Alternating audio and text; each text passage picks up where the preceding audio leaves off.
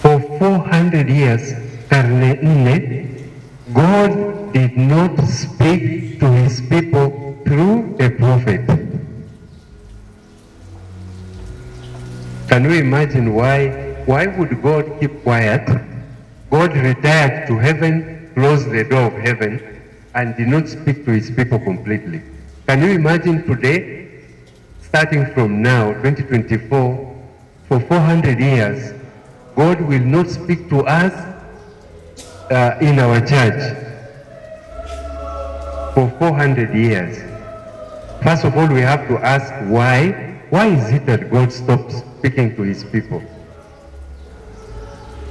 Prophets are people who speak on God's behalf.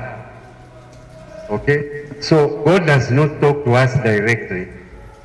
Even many times in prayer, he can talk to us indirectly. We don't really see him.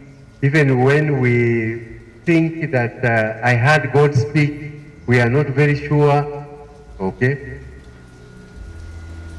But he speaks to us very clearly through his prophets, Nabi. Now, God decided not to speak to the people of Israel for 400 years. Why did he do that? We have to find out why by ourselves.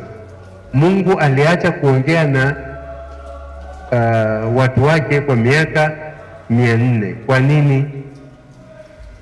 Kwanza, manabii, their work was to speak for God. So now God is not using them, and so he's not speaking to his people. Another job of prophets was to give guidance to kings. Kwa hiyo, we have King David, we have King Solomon, we have many Old Testament kings, even people like Moses. God would use prophets to guide the kings so that they rule the people justly, so that they guide people to God and not away from God.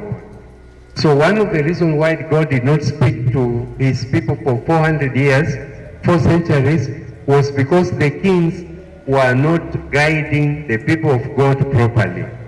Walikuwa hawaongozi wafalme, mfalme Sulemani, mfalme Daudi na wafalme wengine, Sauli, walikuwa hawaongozi watu wa Mungu vizuri.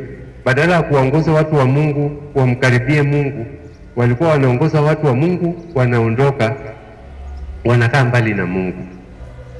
And so God was annoyed. God did not want to talk to them because some of the prophets and some of the kings were not close to God. They did not keep the commandments, okay, the 10 commandments. So when God got angry, God withdrew and he went back to heaven and let the people do whatever they want. Of course, what did the people do? They continued to sin. Watu waliendelea kutenda dhambi. Mungu alipo rudi kwake mbinguni kwa karne 4, watu wakaendelea kutenda dhambi zaidi. Mungu hakupenda watu wake wapotee. So after 4 centuries, God decided, no, I am going to speak to these people again. Maybe after missing me for such a long time now, they will listen to me. Kwa hiyo Mungu akaamua kuongea tena na watu wake kupitia nabii, na hivyo akatoa zawadi kwa watu wa Mungu, nabii Yohane Mbatizaji. Okay?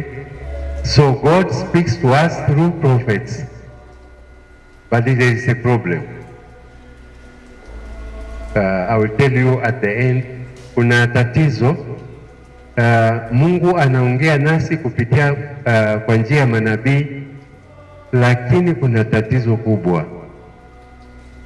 Manabii hao watu wa Mungu, na Manabii leo, who are prophets today? Anyone who knows? Altar servants. Mama, unajua nabii ambaye anaishi siku hizi? Unajua nabii hata mmoja? Paroko yenu sio nabii? Nabii? Naona nashangaa. Yes, he can be. Can the sisters here be prophets? Yes, of course you can. Yeah. God can take anyone he chooses and make you a prophet. There are men prophets and there are women prophets. Okay. Katika Agano la Kale kuna manabii wa kiume na manabii wa kike. Na nyie wakina mama ambao mko hapa, mjaribu kuangalia katika Biblia, utafuta manabii wa kike wapo. Tena walikuwa mashuhuri sana hao wakina mama. Mara nyingi tunafikiria manabii wote walikuwa ni wanaume. No, they were not. Yeah, so anyone can be called by God to be his prophet. God called John the Baptist and gave John the Baptist a message for the Jewish people, the people of Israel. Kwa hiyo Yohane alipozaliwa alikuja na ujumbe maalum, a special message. God does not speak to us unless we are in a crisis. Okay? God only speaks to us when we are in crisis. No. God speaks to us through his prophets when we are in a crisis. But God can speak to us in prayer, when we are just wandering around, when through the beauty of nature and other things, yeah, God can talk to us.